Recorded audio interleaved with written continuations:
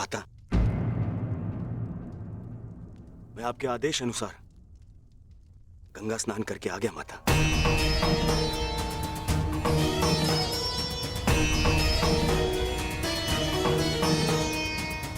मैंने जैसे कहा था तुमने वैसे ही किया है ना पुत्र? जी माता। तो सज्ज हो जाओ पुत्र। अब मैं तुम्हारे शरीर को वज्र का बनाने जा रही हूं।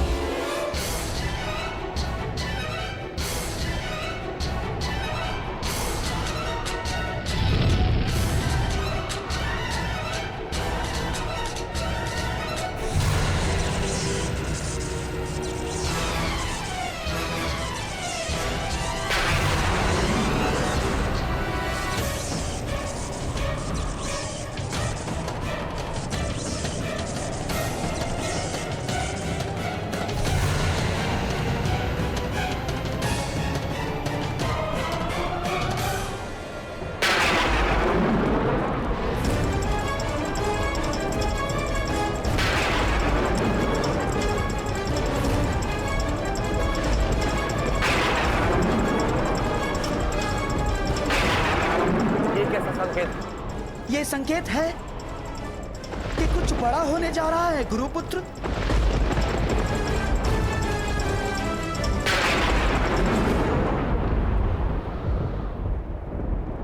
ये सब क्या हो रहा है आर्य? आपके गांडीव से ये स्वर कैसा? ये स्वर गांडीव की प्रत्यंचा का नहीं है पांचाली, मेघ गर्जन का है। परंतु कुछ समय पहले तक आकाश में ऐसा कोई संकेत नहीं था। मुझे भी समझ नहीं आ रहा है, जैसे आकाश में वज्र खड़क रहा हो और प्रतीत होता है कि इंद्रदेव की दृष्टि टेढ़ी हो गई है। नहीं विकोदर, ये संकेत है कि किसी की दृष्टि कई वर्षों के पश्चात किसी पर पड़ी है।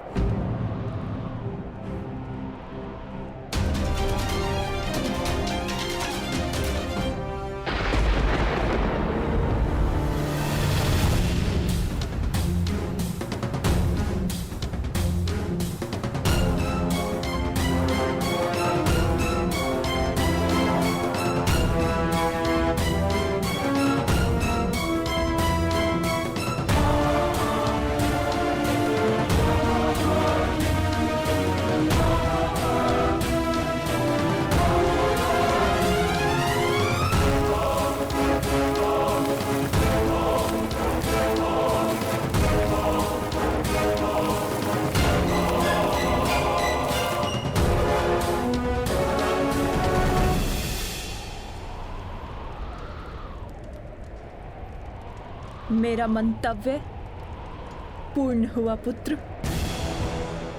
अब कोई तुम्हारा वध नहीं कर पाएगा।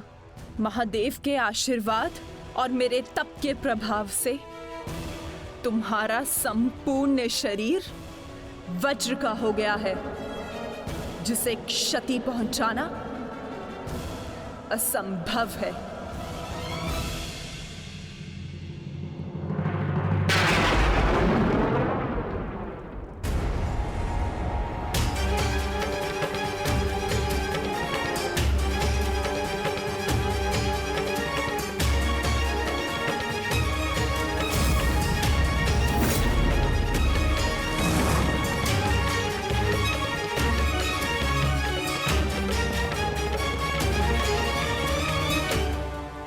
क्या किया दुर्योधन? मैंने तुम्हें निर्वस्त्र होकर मेरे समक्ष प्रस्तुत होने का आदेश दिया था, तो तुम क्यों ये अंतर्वस्त्र पहन कर आए? माताश्री, बहना, क्या हुआ? क्या हुआ? क्या हुआ बहना? महादेव के वरदान का उपयोग करने के लिए मैंने दुर्योधन को निर्वस्त्र मेरे समक्ष प्रस्तुत होने का आदेश दिया था, ताकि इसका सारा शरीर वज्र का बन जाए। परंतु ये क्यों किया दुर्योधन? ऐसा क्यों किया?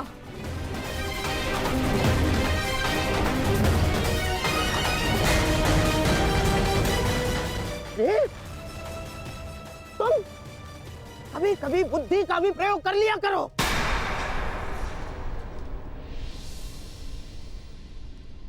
क्या कह रहे हैं मामाश्री? आप ही ने तो मुझसे कहा था कि माता के समक्ष पूर्णतः निर्वस्त्र होकर नहीं जाना चाहिए। आप ही ने कहा था। मैंने कहा? मूर्ख हो गए हो तुम। मैं कब मिला तुमसे? और ये सब कुछ मैंने नहीं कहा है तुमसे। नहीं,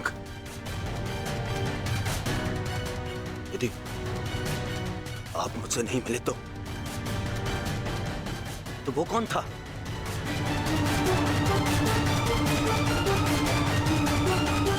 आपके पश्चात मुझे वो छलिया वासुदेव मिला था।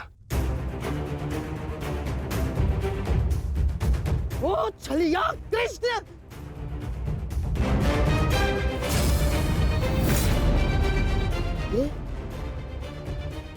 ये सब उस छलिए का किया धरा है दुर्योधन। मैं यहाँ से चलकर जाऊंगा, माताश्री का आदेश है। परंतु यहाँ से महल तक का मार्ग बहुत लंबा है प्रभु, आपको कुछ पहनना होगा। परंतु आप इस भांति अर्धनग्न अवस्था में। मेरी माता का आदेश है। माता पिता के आदेश का अक्षरशः पालन करना कोई आपसे सीखे युवराज। माता के समक्ष यूं अवघड़ बनकर जाओगे? लो, इसे अंगवस्त्र बनाकर धारण करो। जब आपकी माता ने अपने समक्ष आपको नग्न अवस्था में आने का आदेश दिया है, तो फिर आप ये पहनकर क्यों जा रहे हैं? उस अवस्था में जाइए जिस अवस्था में आपको आपकी माता ने बुलाया है।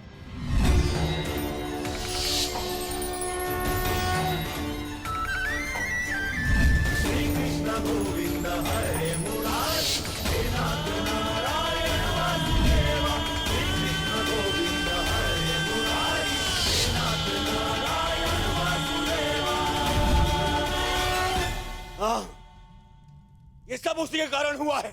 मैं उसे नहीं छोड़ूंगा, मैं उसे जीवित नहीं छोड़ूंगा, जीवित नहीं छोड़ूंगा मैं उसे। बहना, मुझे ऐसा लगता है कि अभी भी समय शेष है। एक बार मेरे होने वाले सम्राट को पुनः देख लो। दुर्योधन, उतारो तुम्हारी ये अंतर्वस्त्र, उतारो। अरे तुम समझ सकते।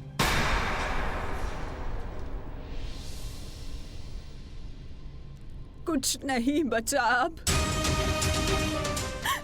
कुछ नहीं बचा।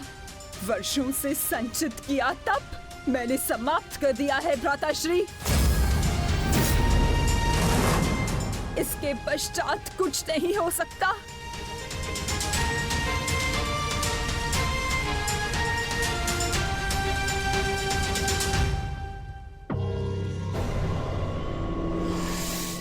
माता, मुझे क्षमा कर दीजिए, परंतु जितना आपने दिया वो पर्याप्त है माता। मेरे मित्र का प्रतिशोध लेने के लिए, उन उन पांडवों का अंत करने के लिए इतना भी पर्याप्त है माता। कमर से ऊपर सब कुछ वज्र का बन गया है माता, और नियम अनुसार भीम कमर से नीचे गदावार नहीं कर सकता।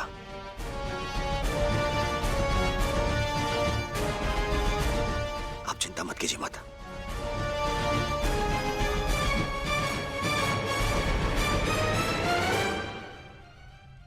मुझे मेरे युद्ध के लिए सज्ज होना है। मुझे आज्ञा दीजिए माता। मैं वचन देता कि मैं आपके इस आशीर्वाद को व्यर्थ नहीं जाने दूंगा। प्रणिपात माता। विजयी भव पुत्र, अवश्य ही तुम्हारी विजय हो।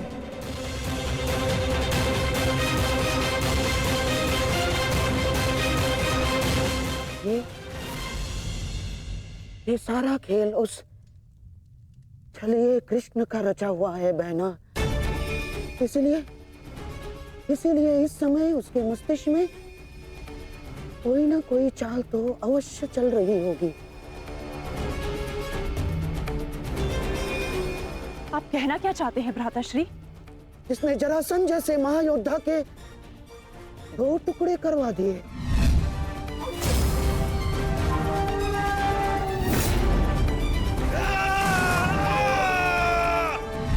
जिसने महामहिम भीष्म को उस शिखंडी का सहारा लेकर शरशैया पर लिटवा दिया,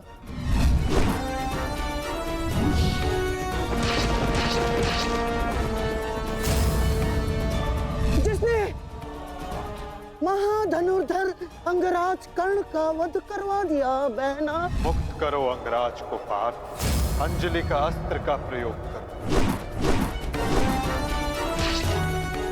वही उद्धव, वही माधव, वही योगेश्वर, वही नटवर, वही छलिया। उसके मस्तिष्क में इस समय कोई ना कोई योजना अवश्य चल रही होगी।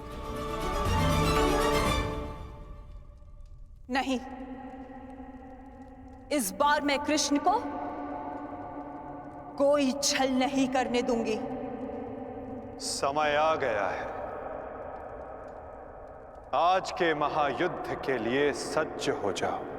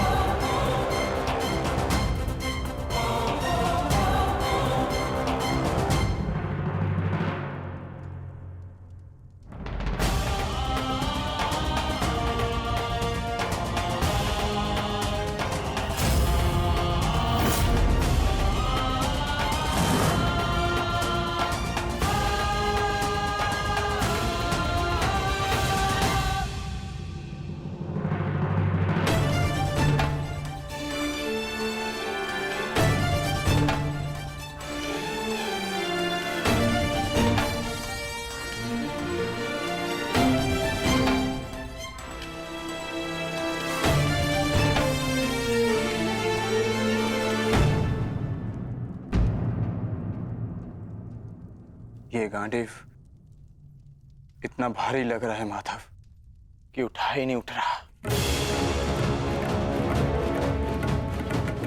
हाँ माधव, ज्येष्ठ की मृत्यु के पश्चात शस्त्र भारी हो गए हैं। शस्त्र भारी नहीं हुआ है विकोदर, तुम्हारा मन भारी हो रहा है।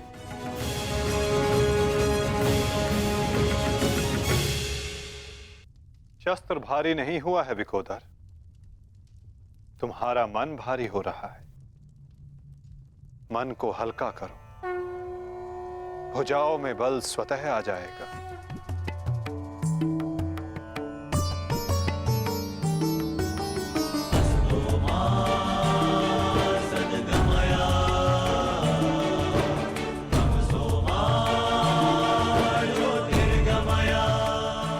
तुम सब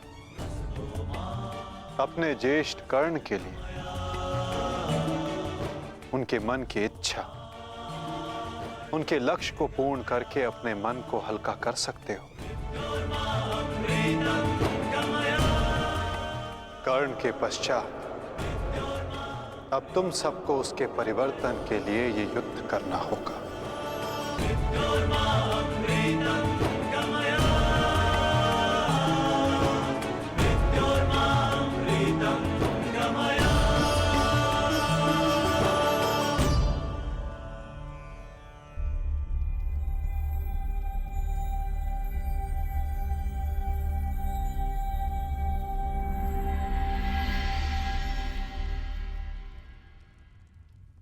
तुम्हारे ज्येष्ठ कर्ण का लक्ष्य उचित था, किंतु मार्ग अनुचित था, इसलिए वो पूर्ण ना हो सका। और तुम सबका मार्ग धर्मपथ है, सत्य है, परंतु तुम सबका लक्ष्य अनुचित था, प्रतिशोध। अब उचित मार्ग पे चलकर उचित लक्ष्य के लिए युद्ध करो, परिवर्तन के लिए युद्ध करो, और यही तुम्हारे ज्येष्ठ कर्ण के लिए सत्य में उचित श्रद्धांजलि होगी।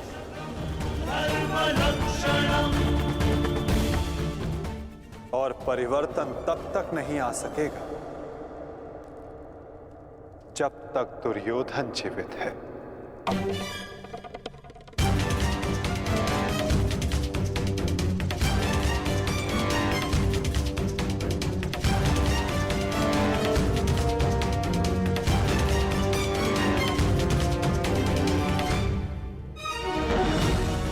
कर्ण के पश्चात अब भी युद्ध भूमि में कुछ अपने हैं जो तुम सब के विरुद्ध खड़े होंगे।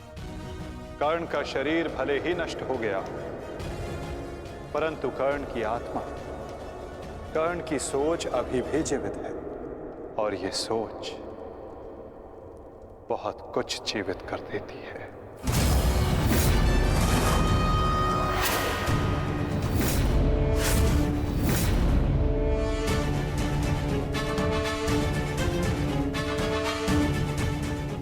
युद्ध का 18वां दिन।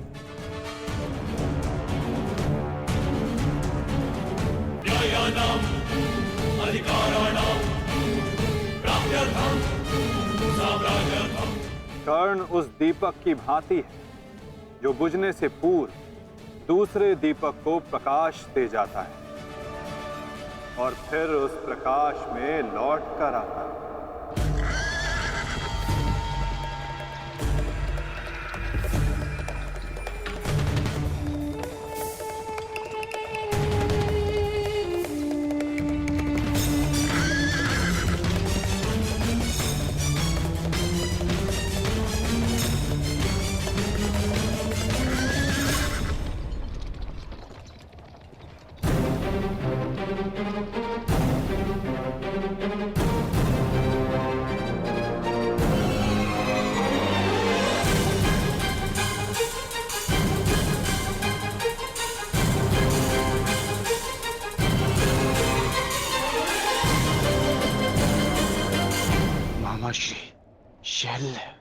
कहा था ना पार्थ, इस युद्ध में कुछ और अपने होंगे जो तुम्हारे विरुद्ध खड़े होंगे।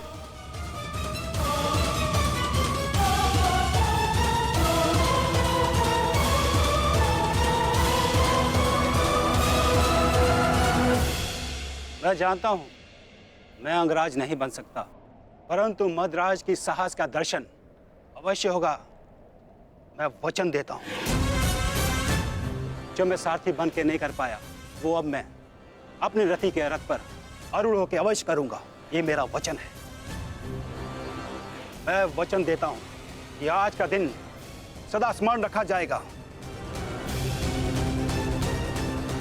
न बंधु न सखा, न बहन न कोई भांजा, आज शल्य के लक्ष्य में कोई बाधा नहीं बनेगा। आज शल्य प्रायश्चित करेगा एक महान योद्धा के मृत्यु के सहायक होने के अपराध में। आज शल्य प्रायश्चित करेगा अपने अपराध का।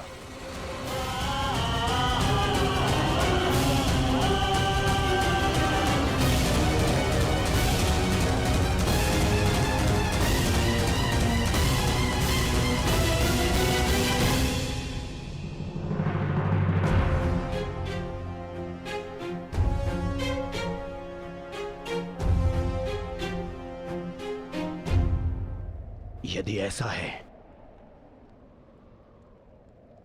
तो आज साथ मिलकर लड़ेंगे शैल्य। आओ मेरे साथ मिलकर मेरे मित्र का प्रतिशोध लो। सर सेनापति शैल्य।